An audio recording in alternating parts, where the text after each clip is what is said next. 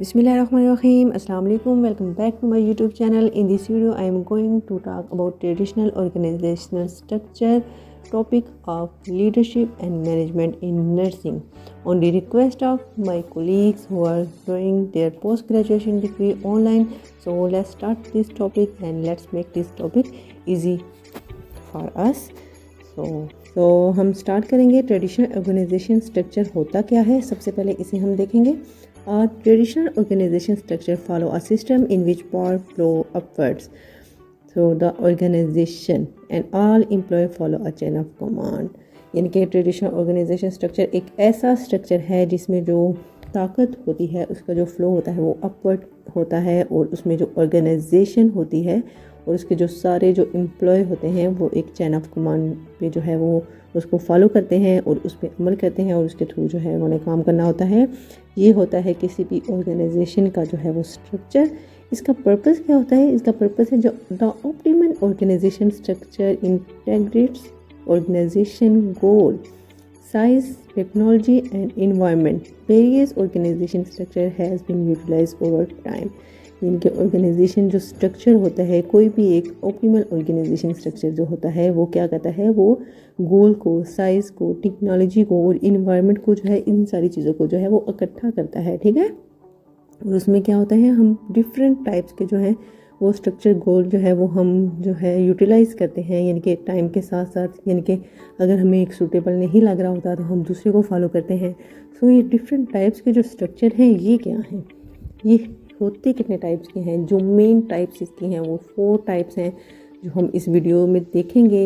यानी कि उनको इनलिस्ट करते हैं: function structure, hybrid structure, matrix structure and parallel structure. तो इस वीडियो में हम जो है वो फंक्शनल स्ट्रक्चर को देखेंगे और इसके एंड पे हम डिसएडवांटेजेस और एडवांटेजेस जो है वो भी देख लेंगे.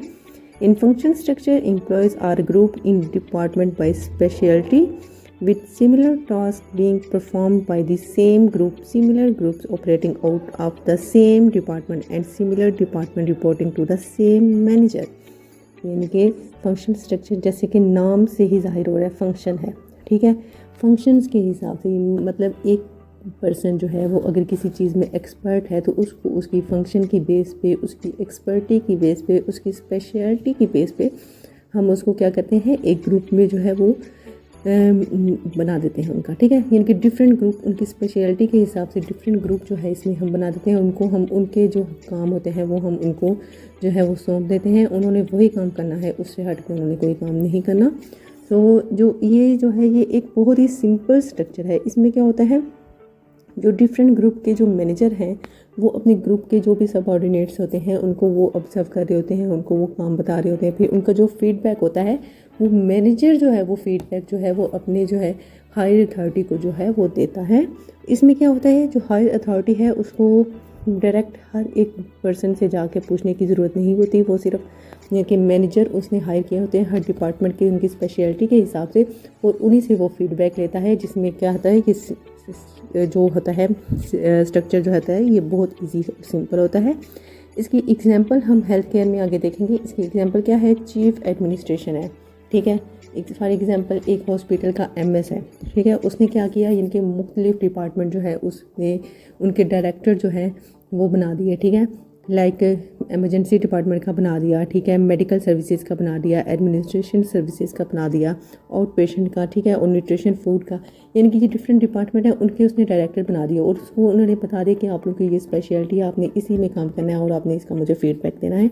वो क्या करते हैं, जो भी उसके जो चीफ ऑफ मेडिसिन है या एडमिनिस्ट्रेटिव है या फिर आउट पेशेंट है या फिर न्यूट्रिशन है, वो क्या करता है अपने सबऑर्डिनेट्स के से जितना भी वो उनका डाटा इकट्ठा होता है, उनका जो फीडबैक है, उनकी जो परफॉर्मेंस है, वो सारी चीज़ें जो है वो जाके बताता है अपने जो है वो चीफ एडमिनिस्ट्रेशन को. और ये जो स्ट्रक्चर है ये सेंट्रलाइज स्ट्रक्चर है.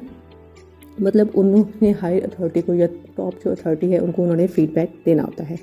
इसके एडवांटेजेस क्या हैं? एडवांटेजेस में है enhance coordination and control, centralise decision making, enhance organisational level perspective, more efficient use of managerial and technical talent, facilitated career पेश पाथ्स इन स्पेशलाइज्ड एरियाज.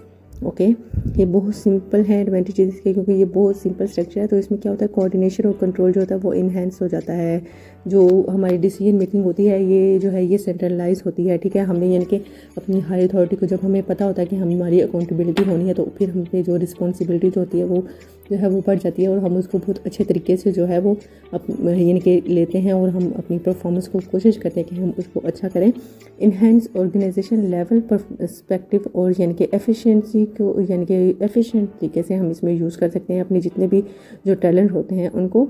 और ये यानी कि जो भी यानी कि किसी भी एक में अगर स्पेशलाइज में आप हैं, किसी हैम में हैं, तो उसमें क्या होता है कि आपका यानी कि पैथ जो है वो क्लियर हो जाता है। आप यानी कि उसमें और अच्छा जो है अपने आप को जो है वो पॉलिश कर सकते हैं। ये थे एडवांटेजेस ऑफ फंक्शनल स्ट्रक्चर। और नेक्स्ट जो है वीकनेस क्या है, इसके डिसएडवांटेजेस क्या है। ये क्या कर देता है, ये एम्बेडेड कर देता है कम्युनिकेशन को और कोऑर्डिनेशन को due to different in values and orientation, ठीक है। यानी कि ये उसकी में रुकावट बनता है, कम्युनिकेशन में और कोऑर्डिनेशन में रुकावट बनता है। वो क्यों बनता है, क्योंकि हर एक के अपने डिफरेंट वैल्यूज़ और ओरिएंटेशन होती हैं। उसकी वजह से ये क्या होता है, इसमें कोऑर्डिनेशन और कम्युनिकेशन जो होती है उसमें थोड़ा उसमें इशू आता है। May lead to short term thinking, यानी कि थिंकिंग जो होती है वो शॉर्ट टर्म, यानी कि अगर हम उसको एक ही डिपार्टमेंट में कंटिन्यू रखेंगे ना, तो क्या होगा, उसकी थिंकिंग जो है वो उस उधर तक ही महदूद रह जाएगी, ठीक है। बहुत शॉर्ट टर्म हो जाएगी, ठीक है। लाइक एक स्टाफ है, उसको हम सिर्फ इमरजेंसी में ही करेंगे तो वो उसको उसका जो रिफ्लेक्सेस हैं वो इमरजेंसी के ही बने होंगे, ठीक है। फिर अगर जब वो वार्ड में आएगी तो उसके यानी कि उसको वो चीज़ सीखने के लिए उसको थोड़ा टाइम लगेगा। तो इसमें क्या होता है, शॉर्ट टर्म जो थिंकिंग है वो इसको लीड करता है। और इसमें क्या होता है, उसमें पर्सन जो होता है वो एक ही उसमें सिर्फ रह जाता है, लेकिन उसमें वो बहुत अच्छा होता है, लेकिन बाकी चीज़ों के लिए और बाकी जगहों के लिए उसके लिए वो थोड़ी डिफ़िकल्ट होती है। Difficult to establish uniform performance standard, यानी कि जो भी इनके एक पैटर्न होता है स्टैंडर्ड्स का, उसको इस्टेब्लिश करने में इसमें मुश्किल होती है। और एक सबसे मेन चीज़ इसमें कॉन्फ्लिक्ट जो है वो भी इसकी वीकनेस में जो है वो आता है। ये था आज की वीडियो में हमारा जो है ट्रेडिशनल ऑर्गेनाइजेशनल स्ट्रक्चर में जो फर्स्ट सबसे पहले नंबर पे फंक्शनल ऑर्गेनाइजेशन स्ट्रक्चर, और नेक्स्ट जो 3 टाइप्स हैं वो हम फर्दर अपनी वीडियोस में 1 बाय 1 करके उनको देख लेंगे with their advantages and weakness. So तब तक के लिए अल्लाह हाफिज़ और अपना ख्याल रखिएगा। Thank you for watching.